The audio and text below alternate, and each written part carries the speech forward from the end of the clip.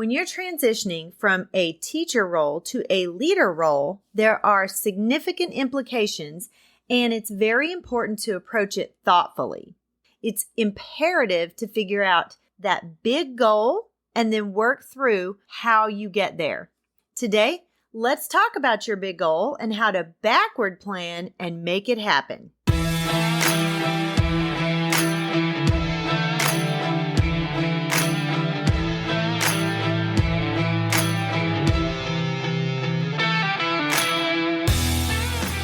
Hi friend, are you ready to move into a leadership position?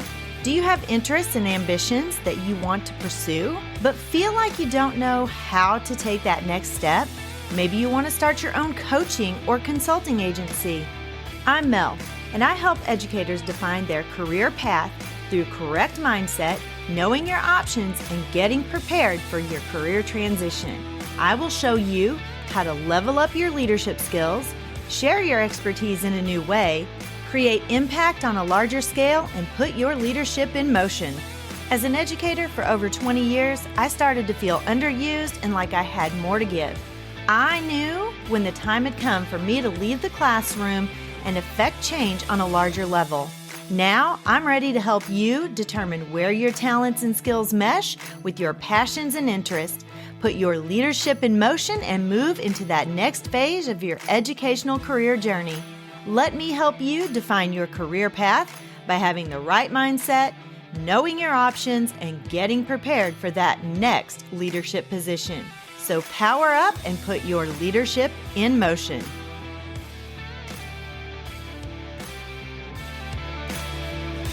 Hello, everyone. Welcome to the show and happy Friday. I'm your host, Dr. Mel Vandevort, and I am so happy to be here bringing you another episode.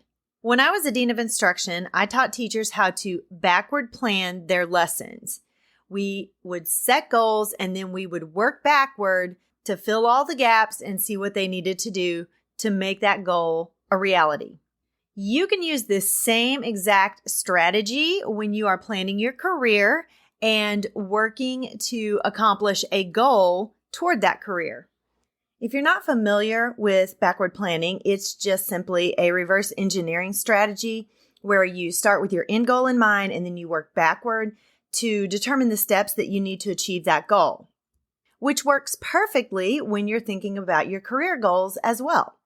I have 10 steps to help you backward plan and meet your career or life goals. It may not be a career goal. Maybe you have a life goal in your focus that you really want to accomplish and you just don't know how to go about it. Number 1, define your goal. Start by very clearly defining what your ultimate goal is. Maybe it's that position that you really want to hold. What is that position? And backward planning works well for any decision that you're making. So it may not be necessarily a career goal. You may have some life goals as well. But at the end of this process, at the end of the day, I want you to have clearly defined what that big thing is that you're working toward and have it written down. Number 2, divide that big goal into those smaller, manageable steps or milestones. When I would coach teachers, we would take their one big thing that they were working on in their instruction, and we would break it into bite-sized pieces, one step at a time. Number 3, determine the time frame that it's going to take you to accomplish your goal, or at least the time frame that you want it to take for you to accomplish your goal. And be realistic. Don't try to shorten the goal if it's not going to work in that short amount of time. If you're wanting a certain certification, you are bound to the timeline of the college where you want to get that degree to get that certification. An example is being a principal. If you want to get your principal certification, you have to get a degree first. So you're going to find a college that offers an admin degree, and you're going to be bound to that timeline, basically. If your goal is to exit the classroom, but you're just not sure exactly what that looks like, then think about what you can do with the skills that you have. Explore those options that align with the skills and your interests that you already have. Number 4, identify the requirements that you're going to have under your belt before you can move forward in whatever it is that you're choosing to do. Some things you may not have to have a whole lot of requirements or specific requirements, but many things you're going to have at least some qualifications of some sort or some skills of some sort. But for schools, you're going to need to look at that job description and see exactly what it is that are non-negotiables. You have to have this. They also list things that are nice that you may or may not have. And if you don't have those, that's okay. But there are specific things that they will require you to have before you can move forward in the process. And you want to make sure that you have those qualifications first. Number 5, plan what you're going to do. Plan your actions. Break down every one of those milestones into further small steps that you need to complete. And then those small steps will become your short-term goals or those manageable bites. And I know that sounds a little bit like number 2, break it down. But when I'm talking about that, when you're breaking it down, you're thinking, okay, I need to accomplish specific mini goals to get me to my big goal. So when you think about break it down, that's going to be things like, I need to have my certification or my degree. I also need to have an application packet ready to go. Those are 2 smaller, manageable goals that get you toward your big goal of a new career. But when you're thinking about the action plan or your very small steps, you're going to take one of those. Okay, I need to get my application packet in order. So what are my steps? And once you get one part completed, then you move on to the next one. And then you're going to prioritize those tasks, which is number 6. You're going to determine which order you need to complete each of your tasks. So it doesn't really make a whole lot of sense to get your application packet ready to go if you don't even have the degree or certification that you need first. You're going to have to get your degree squared away or any certifications you need before you even think about your application packet. Number 7, set some deadlines and progress monitor. You always want to assign deadlines to each of your tasks that you've already identified just to make sure that you're staying on track, because sometimes we can get lost in some things and we take different routes. And I am that person who has 52 tabs open on my computer at any one time. And sometimes I lose my focus because I think, oh, I need to do this. So I'll click onto another tab and then I'll remember something else and then I'll click onto another tab. So I have to be very intentional for myself to set some deadlines and put it on my calendar and then monitor what I've succeeded in so far or what I've accomplished so far and then adjust as I need to. And this is really just effective time management, and it motivates you with a sense of urgency kind of, because if you see that your time is running down, you're going to really get in there and dig a little harder and get things accomplished.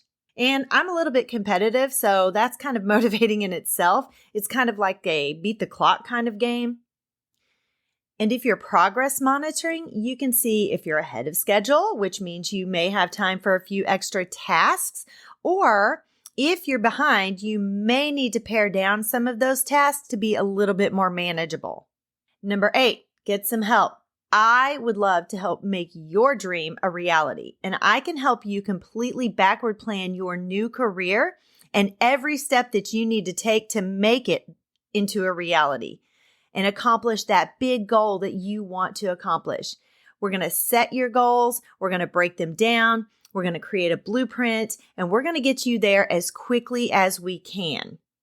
You can schedule a teacher transformation strategy session with me by clicking on the link in the show notes and getting a complimentary session so we can discuss how you can move forward successfully. Number 9, reflect and adjust. After you accomplish each milestone, reflect on your progress. Think about your feelings, think about your resources, your time, think about everything that's encompassed in that and see where you are. But be flexible and maybe be willing to change if it's necessary. When I get something in my head, it's my mental model and I have a hard time being flexible sometimes.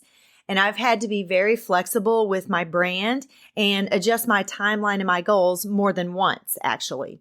Sometimes I'm ahead of my goals because I've learned a better way to do it. Someone's told me something. I've gotten some help in some way. And sometimes God has just simply sent me on a different direction than what I had envisioned in the first place or what I thought I was supposed to be doing. But there's also been many times that I was behind and had to back off to save myself some stress and anxiety. When I was really wanting to be a speech language pathologist, I had a goal in mind. That was my career goal. And I worked so hard to make that happen. And it was not happening. No matter what I tried, it was not going to happen. That's because God had a different direction for me. And so I had to back off of that. I had to be flexible in what He wanted me to do and really do some of that soul searching and say, you know what? I don't think this is God's plan for me. So I'm going to back off, reassess, and see where He wants me to go. And being flexible, it's the key to successful navigation toward those big goals. And it takes some time and effort. Number 10, celebrate your accomplishments. Celebrate every success, every milestone that you reach. It is so liberating when you see how far you've come. And these don't have to be big accomplishments. I am working toward losing some weight and getting my health back where it needs to. I've been jogging more. I've been working out. I've been drinking more water, eating healthy, and I have been celebrating those little successes. When I started jogging again, I walked more than I jogged. And now I'm jogging more than I'm walking. So that's a success and a celebration for me. And I, for some crazy reason, signed up for a 5K. And so I have that goal ahead of me now. And I'm working to accomplish that by doing those small steps to get me there. And I'm celebrating along the way. Let's recap. Number 1, define your end goal. Number 2, break it down. Number 3, determine a good time frame to accomplish those goals. Number 4, identify any requirements or qualifications that you need. Number 5, plan out your actions. Number 6, prioritize your actions or your steps or your tasks. Number 7, set those deadlines and monitor your progress. Number 8, let me help you get where you want to go. Number 9, reflect and adjust if necessary. And number 10, celebrate. Just remember though, that career transformation, it's a journey, and each step brings you closer to your new goal of that new career, that transition out of the classroom and into whatever it is that you want to do. It's not a race. You don't have to get there quickly.